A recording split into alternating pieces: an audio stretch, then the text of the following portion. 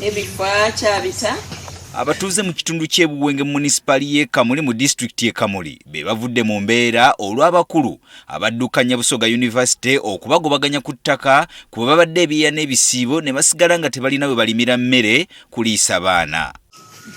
Ab'emundu bawunaga ife n'ebisobiti baida paka mu mulyango yatulima yona batunaga ku enimiro akuva wano okutuuka ereifo itaka lya baba wange owundi n'amagombe ge gali awo batemaga ebigogo byona olusuku lwonna balambaza ku itaka batamu abapangisa.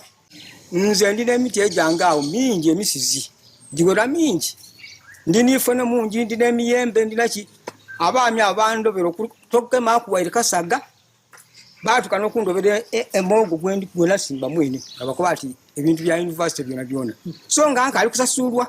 Ettaka lino eryogerwako liwerako yiika 98 nga litudde kyenkana ku kimu kyakubiri ku kyalo ekiramba nga baagala kuzimbako ttabi erya yunivasite eno okutumbula ebyobulimi n'ebyobulunzi.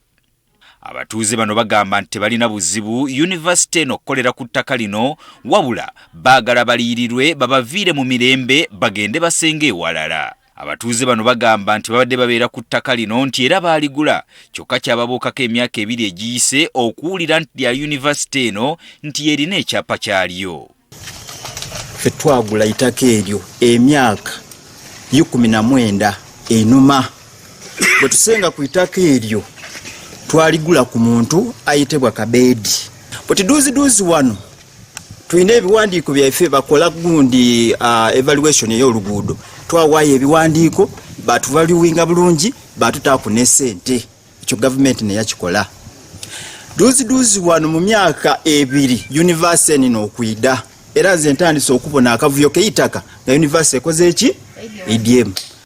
Abatuuze bagamba nti obutaagala kusika muguwa bakkiriza bave ku ttaka lino mu mirembe ne basaba yunivasite nti ebaliriire si lwakuba tebalina bwannannyini ku ttaka lino wabula baayagala okusembeza enkulaakulana mu kitundu kyabwe wabula tekyababuuseeko okulaba nga abakulu mu yunivasite basazeewo okubasindiikiriza nga mpaawo kye babawadde.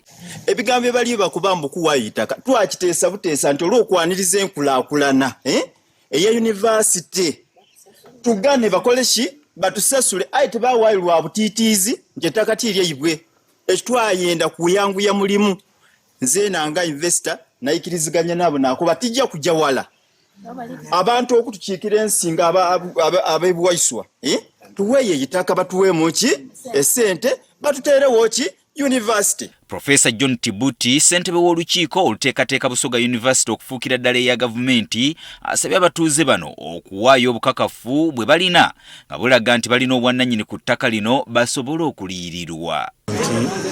Bwebaayo omuntu nga ye mulugunya nti alina claim ku itaka ayide n'obuduulizi obulaga nti alina claim ekyo nekisiza kuba kikulu. Ekyokubiri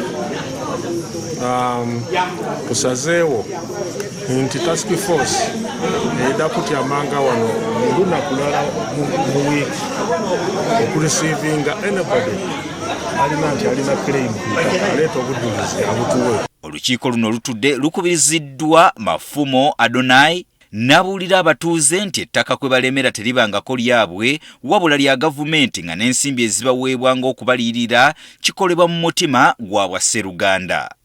This land belongs to government, but tulina kutaawo obutembeera tusobola tukuyikaanya tutya abantu baffe balaba kunigirizibwa tibali kubagula ku itaka tiirya imwe. This is what we don't want to hear. Itaka tiirya imwe bali kuba compensating oba oli awo ebintu ebiriku ebitontoni ababakali kukola ki ababakali compensatingibwa tibali kubagula ku itaka liriku ebiwandiiko byalyo. Kyokka asabye aba yunivasite okugira nga bakkiriza abantu abalina ennimiro ku ttaka lino bagira balimirako nga yunivasite bw'ekola ku nteekateeka ez'okubaliyirira. Tutwenda kulingira nti community kabiri eri kulwanisaganya project ya gavumenti okuba nga yaligire mu maiso. Mu mateeka tumala twakyeta sabotage nti oli kutetaganya enkulaakulana da gavumenti ayenga bwe tuli kukoba tube munakalembereza. Ate ye DPC wa district ye Kamuli Henry Mugarura alagidde buli kiisi eyasasulwa okwamuka ettaka lino bunnambiro ng'amateeka tegannamukwatako. So tubasaba those people who are not claiming, who are not bona fide occupants, please to vacate this land. Because every down mass, if things are not solved here, it will be on an individual basis. Omukomu. Busoga University si yesoso okwesanga mu kusomozebwa bwekuti n'amatendekero amalala ga gavumenti mangi galabiddwako mu mbuga z'amateeka nga battunka n'abatuuze mu bitundu ebyenjawulo ng'entabwe eva ku nkayana ku ttaka.